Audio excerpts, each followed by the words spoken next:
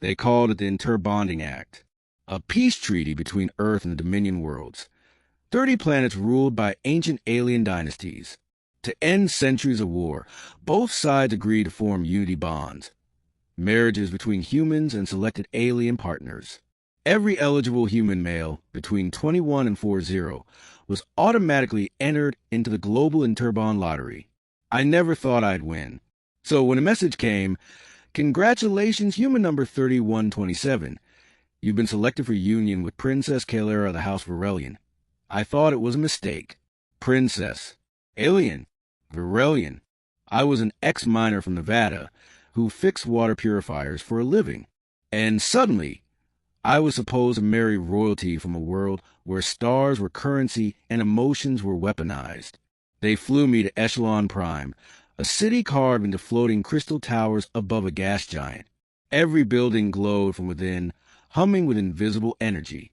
As soon as I stepped off the shuttle, hundreds of alien onlookers stared, tall, luminescent beings with angular faces and translucent skin. Some smiled politely. Others whispered. "Another human husband," one said. "They break so easily," another murmured. Then she appeared. 2, the wildest princess. Princess Kaelera Virelian didn't walk. She stormed. She was nearly my height, her body wrapped in armor like silk that shimmered red and black with each movement. Her hair, if it could be called that, flowed like molten light down her back. Her eyes glowed amber, sharp as blades. "This is him?" she demanded in her language. The translator chip in my ear whispered the words a moment later. "He looks fragile." "Your Highness," the Chancellor said nervously, "the treaty requires." She raised her hand. "I know what it requires. That doesn't mean I have to like it." Then she looked at me. "So," she said, switching to Galactic Standard, "you are the human chosen to unite with me. Tell me, Earthman, do you obey or do you bite?" I swallowed. Depends who's asking. For a second, her expression flickered. Surprise, maybe even amusement. Then she smirked. "Interesting." The onlookers gasped. The Chancellor turned pale. Apparently, talking back to a princess was the kind of thing that usually got people vaporized. But Kaelera only laughed. A low, dangerous sound like thunder trapped in glass. Maybe this won't be boring after all. 3, marriage by fire. Virelian wedding rituals weren't like human ones. There were no rings, no vows, no kisses. Instead, we stood in a circle of glowing runes, surrounded by the council houses. Kaelera drew a blade from her belt, sliced her palm, and held it out. "Blood for truth," she said. I hesitated. She rolled her eyes. "You're supposed to cut yourself human." I did. When our hands met, the circle erupted in blue fire. Pain shot through me, then vanished, replaced by a rush of warmth, connection, understanding, and something deeper. I could feel her thoughts, wild, defiant, proud. And I knew, somehow, she could feel mine. "It's done," the Chancellor announced. "By the fire of the Virelian line, you are bound until death or the collapse of worlds." Kaelera withdrew her hand and said softly, "Try not to die too quickly, human." 4, the Palace of Glass and Storms. The Virelian Palace floated above an endless ocean of lightning clouds. Crystal towers hummed with energy. The air smelled like ozone and flowers that glowed in the dark. Kaelera had her own wing, and apparently so did I. Guards followed me everywhere. Servants bowed, but none spoke. I was a curiosity, part symbol, part inconvenience. For days, Kaelera ignored me. She attended war councils, trained with her elite guards, and occasionally sparred against robots that looked like they could level a city block. Then, one night, I heard a crash from the training arena. I found her there, standing over a pile of shattered combat drones, sweat glistening on her skin, her armor torn. "Can't sleep?" I asked. She turned, panting. "You shouldn't be here." "Neither should you." She stared for a moment, then laughed. That sharp, electric laugh again. "You're either brave or stupid. Human." "Both," I said. She tossed me a practice spear. Prove it. 5, the challenge. We fought for hours. Or rather, she fought and I survived.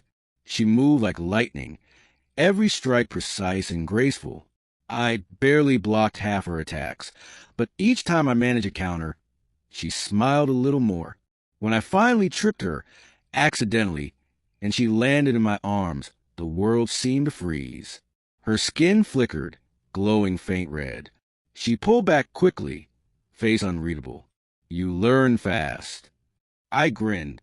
You hit hard. Good, she said, eyes burning. I'd hate to be married to someone fragile. From that night, something shifted. We trained together, ate together, argued constantly. She mocked my human stubbornness. I teased her royal arrogance. And slowly, beneath the sharp edges, trust began to form. 6, the war returns. Peace never lasts, not between worlds built on pride. One morning, Kael'era was summoned to the war chamber. A rival Dominion world, Rylox, had attacked the border colonies. The treaty was fracturing. When I entered the chamber uninvited, the council fell silent. This is not for humans, one elder hissed. Kael'era raised a hand. He stays. That single act, a princess defying her council for a human, echoed like thunder. Later, in private, I asked her why. She said quietly, because you don't see me as a weapon, and I need someone who doesn't. That night, she came to my quarters, still wearing her armor. If war comes, she said, they'll use me as a symbol. But I'm not fighting for them. I'm fighting for the ones who believe peace is worth bleeding for. Then, softer, would you fight beside me, human? I didn't hesitate. Always. 7, the invasion. The attack came at dawn, Rylock's warships ripping through the sky. Dark as storms. Explosions lit the horizon. The palace shook. Kael'era stood on the balcony, eyes blazing gold. So they've come to test me. She summoned her war spear, a living weapon of plasma and crystal. I grabbed the stolen blaster and followed her into the chaos. In the skies above, Varelian fighters clashed with Rylock's drones. On the ground, alien soldiers poured through the gates. Kael'era fought like fury incarnate. Every strike a blur of light. I covered her flank, firing at anything that moved. When a drone dived toward her, I shoved her out of the way and took the blast myself. Pain seared my side. The world tilted. She caught me before I hit the ground. You fool, she shouted. I told you, I gasped. Always. Her eyes widened, then glowed brighter than ever before. She stood, lifted me with one arm, and screamed a word that split the air. Light exploded outward, vaporizing every Rylock soldier within a mile. When the smoke cleared, I saw her kneeling beside me, tears streaking her glowing cheeks. Don't you dare die, human, she whispered. 8, between life and light. I woke days later in the healing chamber. My chest burned, but I was alive. Kael'era sat beside me, still in armor, her hair unbound. You're lucky, she said quietly. Our medics had to rebuild half your chest with nanocrystal cells. Sound expensive. Her lips twitched. You're insufferable. Silence hung between us. Then she leaned forward, her forehead touching mine. In my world, she whispered, we share our energy to heal. You bled for me. Let me give something back. Light flowed from her skin into mine. Warmth spread to my body, not just healing, but understanding. I saw flashes of her memories. The battles, the loneliness, the weight of a crown she never wanted. When the vision faded, she looked at me differently, not as an obligation, but as something real. 9, the trial of the houses. Peace returned slowly. The Rylock's forces retreated, humiliated, but victory came with a price. The High Council summoned Kael'era to answer for using forbidden power during the battle. They call it the Flame of Virelia, she told me. Only royalty may wield it, and only with permission of the council. I disobeyed. To save you. I clenched my fists. Then I'll speak for you. She smiled sadly. They won't listen to a human. Then I'll make them listen. At the trial, the council chamber glittered with crystal thrones. Thousands watched from every world via hologram. Kalara stood tall, unflinching. "You defied our laws," the chancellor declared. "You endangered the realm for sentiment." Kalara lifted her chin. "I saved our world. And if sentiment kept it alive, then maybe our laws are wrong." Gasps echoed through the chamber. I stepped forward. "If your laws punish mercy," I said, "then maybe humans aren't the only ones who need saving." For a moment, silence. Then one elder, the oldest among them, began to laugh softly. "Perhaps the wild princess chose well," he said.